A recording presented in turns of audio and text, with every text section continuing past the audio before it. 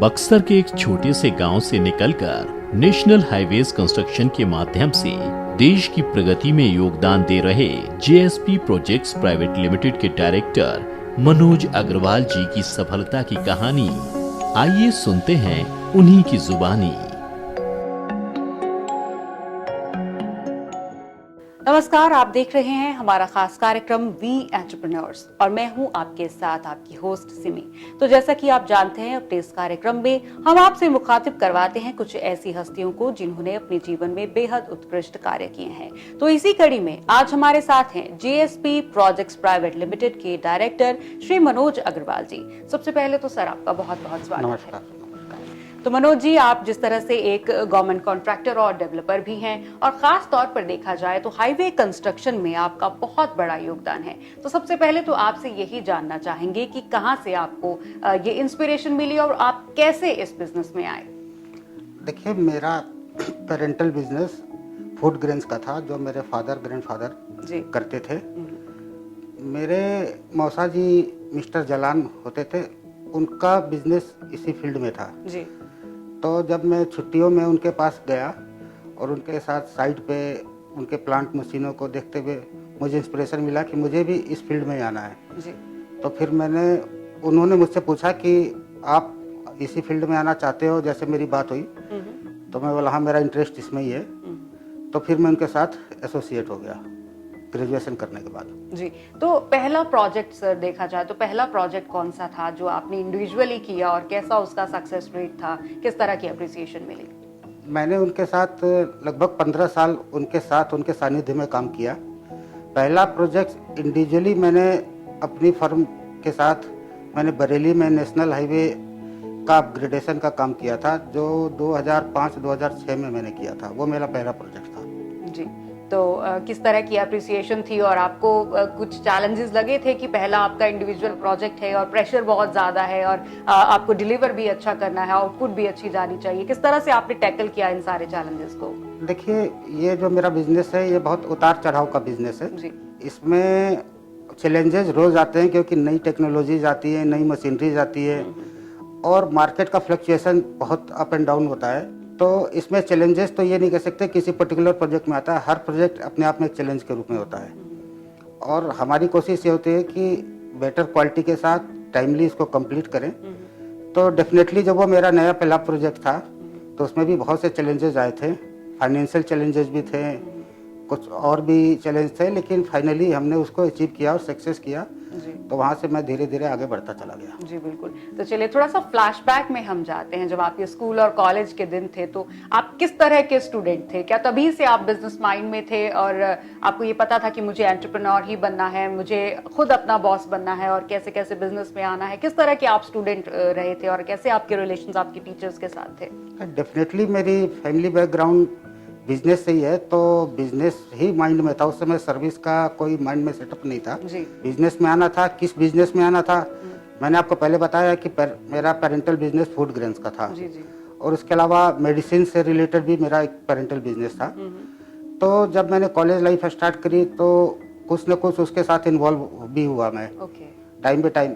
और जहाँ तक स्टडी की बात है, मैंने गवर्नमेंट स्कूल से स्टडी की है ग्रेजुएशन तक 10-2 से जी। तो स्कूल कॉलेज के किस्से तो क्या है कि स्कूल में मैं पढ़ाई लिखाई में बहुत ज़्यादा फोकस नहीं था। पेरेंट्स से डांट भी पड़ती थी, मार भी पड़ती थी, लेकिन नंबर्स पता नहीं कैसे हमेशा अच्छे आते थे, क्लास में अच्छी पोजीशन लेके आता था जी। बिल्कुल। तो वही कहना वो गलत नहीं होता कि जो बैक बेंचर्स होते हैं वही कमाल करते हैं। तो सर ने भी ये साबित करके दिखाया, जिस तरह से सर ने कहा है कि मार्क्स पता नहीं कैसे आ जाते थे, वो एवरेज स्टूडेंट थे, बावजूद इसके वो आज इतनी बड़ी हस्ती हैं। तो ये अपने आप में ही एक बहुत इंस्पिरेशनल स्टोरी है, एक इंस्पिरेशनल बात है।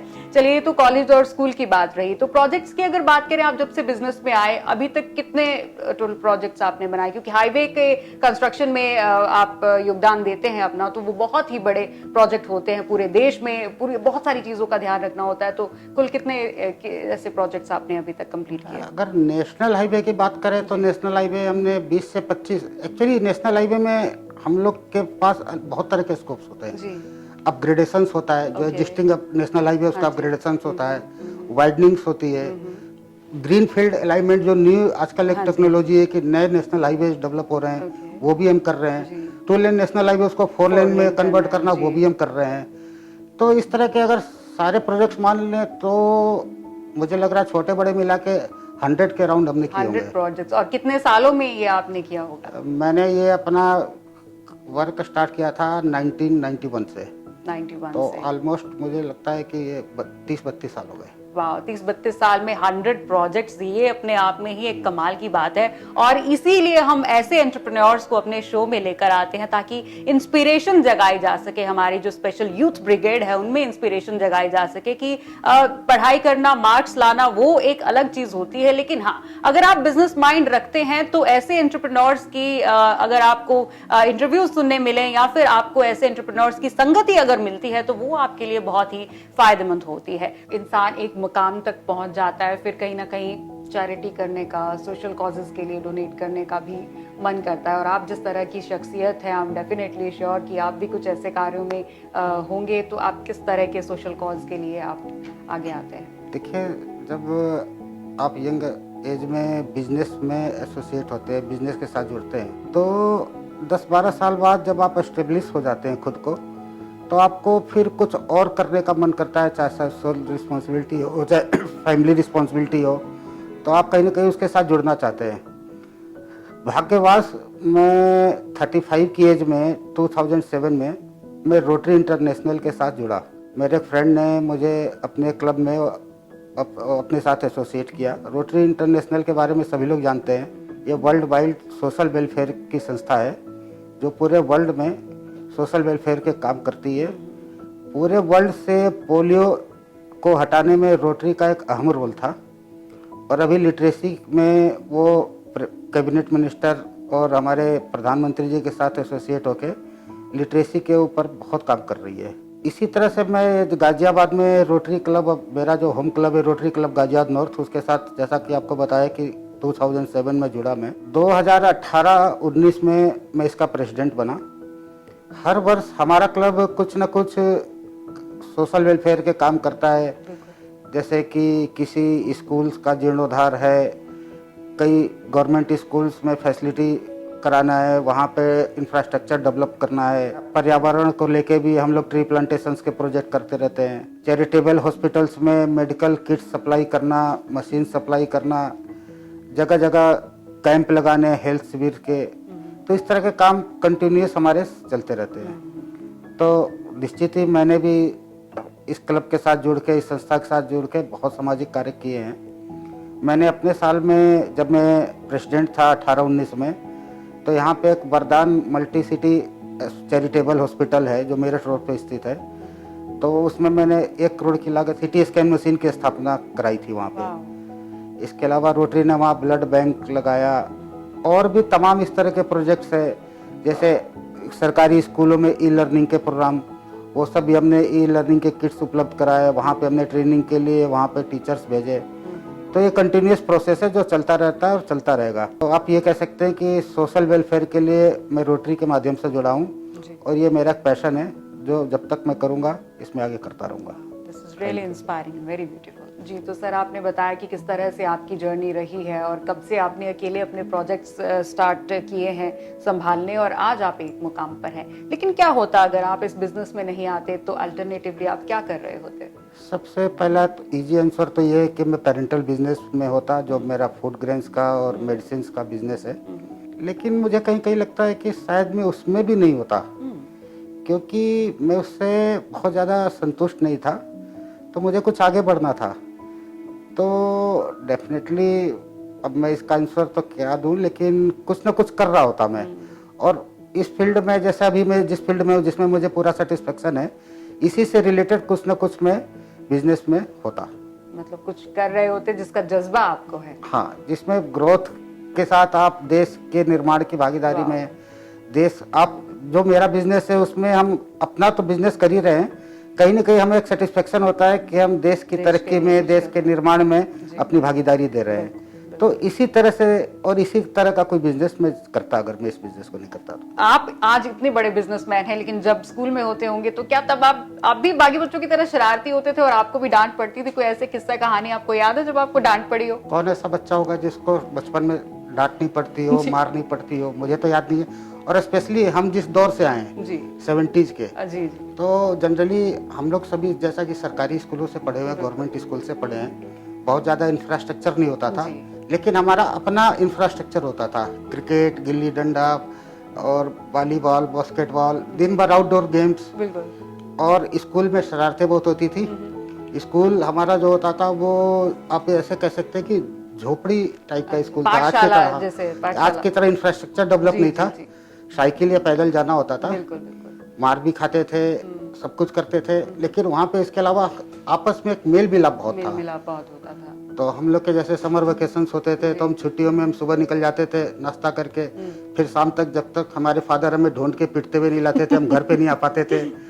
तो स्कूल की तो बहुत अनोखे किस्से हैं। मैं गंगा किनारे, बक्सर एक प्लेस है बिहार में, तो मैं वहाँ से बिलोंग करता हूँ। तो जैसे गर्मियों में मॉर्निंग क्लास होती थी सुबह 7 से 11, तो हम क्या करते थे 7 से 10 किया और फिर हम गंगा पे चले गए बिना मदर फादर को बताए, और वहाँ पे पूरी गंगा हम पार करते थे, तैर के पार करते थे।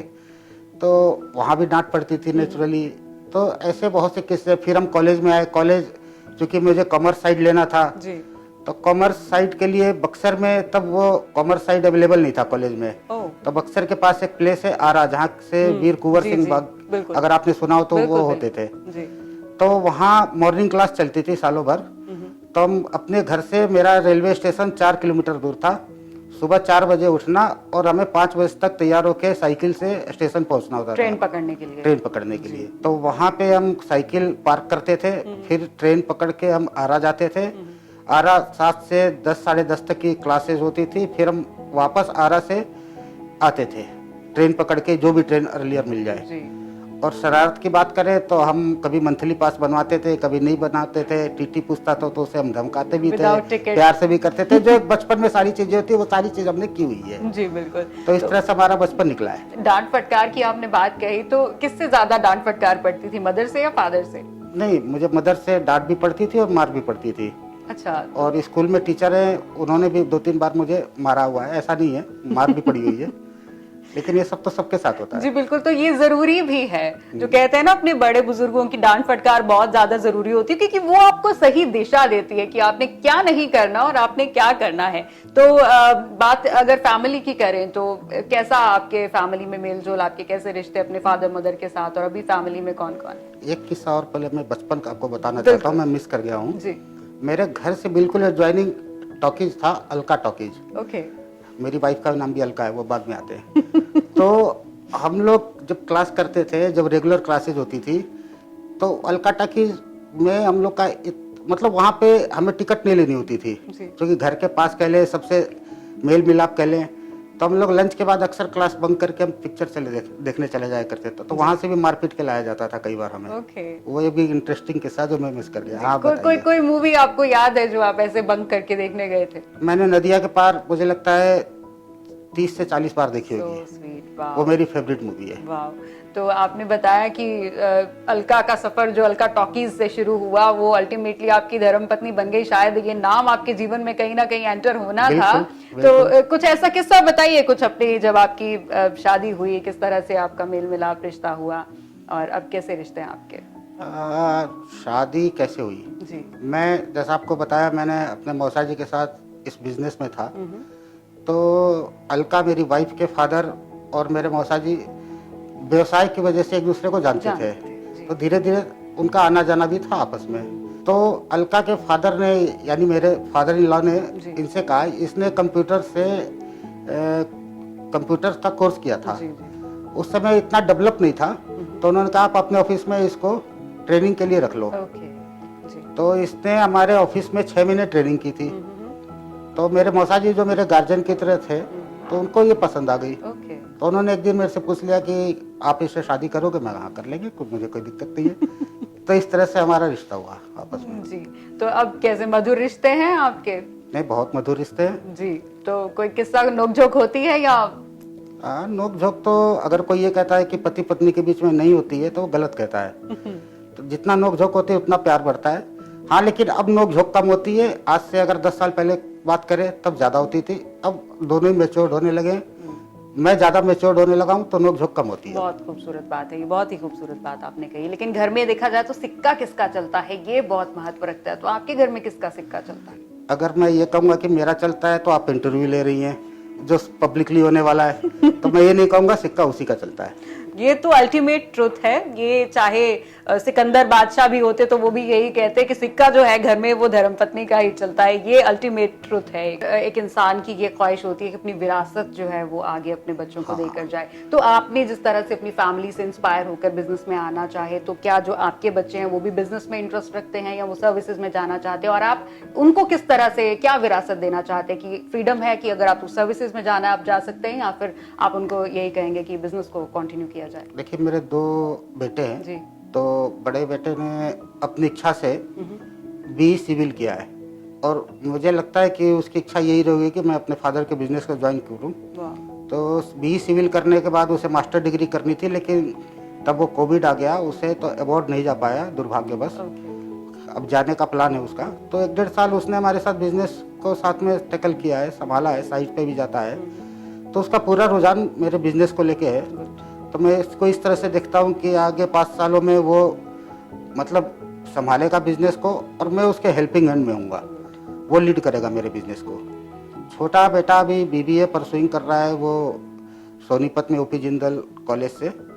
तो उसका रुझान किसी इंडस्ट्री लाइन में या किसी प्रोडक्शन लाइन में, तो देखेंगे जैसा करना है। लेकिन फिलहाल बड़ा वाला बेटा मेरा जो राघव है वो मेरे साथ असिस्ट कर रहा है। वाह, नाइस। तो आपने कहा कि आप उम्र के एक पड़ाव तक पहुंच चुके हैं जिससे आप अब थोड़ा सा विराम लगाना चाहते हैं। रिटायरमेंट के लिए अगर हम बात करें तो आप एक बहुत बड़े बिजनेसमैन हैं, बहुत बड़े इंडस्ट्रियलिस्ट हैं। तो रिटायरमेंट के लिए आपने अपने लिए क्या प्लान किया है कि आपकी रिटायरमेंट कैसी होनी चाहिए या कैसी आप उसको बनाना चाहेंगे? नहीं, कुछ नहीं, कूल लाइफ होनी चाहिए। मेरे 2-3 प्लान हैं। एक तो रिटायरमेंट के बाद मेरा एक पैशन है वर्ल्ड टूर का। वाह। तो मुझे पूरा वर्ल्ड देखना है और मैं अभी भी जाता हूँ, जितना टाइम मिलता है मैं घूमने फिरने में टाइम देता हूँ। मैं कई कंट्रीज गया हूँ, लेकिन अभी बहुत सारा एरिया ऐसा है जो अनटच है, जो मुझे टच करना है। जी। और रिटायरमेंट के बाद मेरा एक प्लान है कि कहीं पे भी हिल स्टेशंस पे या कोई ऐसी जगह, शांत सुरम्य जगह, जहाँ पे एक छोटा सा कॉटेज हो, जहाँ मैं एटलीस्ट साल के 2-3 महीने वहाँ पे व्यतीत कर सकूँ। तो ये मेरा प्लान है। तो चलिए मनोज जी, हमारे पास आपके लिए एक छोटा सा रैपिड फायर राउंड है, ताकि हम चाहते हैं जो ऑडियंस आपको देख रही है वो आपको थोड़ा सा और बारीकी से, करीबी से जान पाए। तो are you ready for it? Okay. सबसे पहले तो मैं यही जानना चाहूंगी, आप भगवान पे विश्वास रखते हैं? Yes, definitely. किस भगवान को आप मानते हैं? सभी में विश्वास है, सारे भगवान एक होते हैं। आप किसी रूप में आप उनको पूजिए, लेकिन मैं कुल देवी जो हमारी जिन माता है। बहुत खूबसूरत बात आपने कही कि सभी भगवान हैं, उनमें से आप किसी के भी रूप को मान सकते हैं। तो कोई एक ऐसी पर्सनालिटी जो आपको बहुत प्रभावित करती हो? हमारे जो देश के प्रधानमंत्री नरेंद्र मोदी जी हैं, वो एक ऐसी पर्सनालिटी है जो सभी को प्रभावित करती है और मैं उनसे बहुत ज़्यादा इंस्पायर हूँ। जी। तो ऐसी किसी महिला के बारे में आप सोचते हैं, आप जिनको मिलना आप चाहते हो या जिनसे बात करना आप चाहते हो? हाँ जी। मैं मदर टेरेसा से मिलना चाहता हूँ। दुर्भाग्यवश मिल नहीं पाऊंगा, लेकिन मेरा एक ड्रीम है कि अगर मेरे कभी मिलना होता तो मैं मदर टेरेसा से जरूर मिलता। बहुत खूब। किताबें पढ़ते हैं सर आप? अब तो टाइम नहीं मिलता, बचपन में बहुत पढ़ता था, इवन कॉलेज लाइफ तक बहुत पढ़ता था। तो अब इतना सोशल मीडिया और वर्क में है कि टाइम नहीं मिलता। फिर भी अगर कभी जर्नी कर रहा हूँ ट्रेन में या प्लेन में, तो टाइम मिला तो थोड़ा बहुत जरूर पढ़ने की कोशिश करता हूँ। कोई खास ऑथर को आप पढ़ते हैं या कोई खास किताब? बचपन से मुझे प्रेमचंद की कहानियां और प्रेमचंद की किताबें बहुत पसंद थी। और प्रेमचंद जी जितने सहज भाव से अपनी भावनाओं को व्यक्त करते थे इनकी कहानियों में और किताबों में, वो दिल को टच करती थी। तो मैं उनका शुरू से फैन हूँ। तो मैंने प्रेमचंद की सारी कहानियां और किताबें ऑलमोस्ट पढ़ी हैं। तो मूवी आपकी कौन सी जो बेहद दिल के करीब? 3 इडियट। 3 इडियट्स। वाह, कोई खास वजह? हाँ, उसमें एजुकेशन के सिस्टम को, आप जो आज का सिस्टम है उसको, उससे हट के आप किस तरह से आप उसके अंदर के टैलेंट को, नेचुरल टैलेंट को बाहर ला सकते हैं। बिल्कुल। तो उससे इंस्पिरेशन मिलता है। उसको देख के चाहे बच्चे हो, इवन पेरेंट्स हो, सबको पता चलता है कि हम बच्चों के ऊपर अपनी इच्छा शक्ति नहीं थोपना चाहिए, जो उसका नेचुरल टैलेंट है उसको बाहर निकालने की कोशिश करनी चाहिए। बिल्कुल। तो मूवी ओवरऑल अच्छी थी और सबको ही पसंद आई थी। तो मेरे आपका फेवरेट हॉलिडे डेस्टिनेशन क्या होगा? स्विट्जरलैंड। वाह, ब्यूटीफुल। और आपका फेवरेट आउटफिट? सिंपल जींस और टी शर्ट। बहुत बढ़िया। आपका फेवरेट खाना? दाल चावल और आलू की भुजिया मिल जाए तो नथिंग लाइक दैट। वाह, आप बहुत ही जमीन से जुड़े हुए इंसान हैं सर। आपको प्रेमचंद, दाल चावल और सब चीजें ऐसी, मतलब कहीं से कोई अगर मेरी जगह कोई और बैठा होता तो वो भी बिल्कुल आश्चर्यचकित हो जाता कि इतना बड़ा इंडस्ट्रियलिस्ट और इतना simple living and high thinking में बिलीव करते हैं आप। और मुझे भी ये जानकर आपसे मिलकर बहुत ही बेहद खुशी हो रही है। 2-3 और क्वेश्चंस हैं, टाइम ना गवाते हुए। आपका फेवरेट गेम? क्रिकेट। क्रिकेट। और व्हाट इज योर पैशन? मेरा पैशन मैंने वही बताया आपको कि पूरे वर्ल्ड को घूमना, वर्ल्ड के हर कोने को घूमना, और एक एक वहाँ की ब्यूटी, वहाँ के एटमॉस्फेयर को, वहाँ के कल्चर को जानना, समझना, ये मेरा पैशन है जी। कोई ख्वाब जो आपने देखा हो और आप उसको पूरा करना चाहते हो? मेरा ख्वाब फिर इसी पैशन से रिलेटेड है।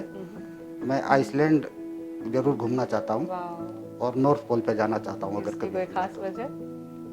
बस वहाँ के लिए मैंने बुक्स में, स्टोरीज में और सभी जगह जो पढ़ा है तो मुझे रोमांचित करता है, तो इसलिए मैं वहाँ पे जाना चाहता हूँ।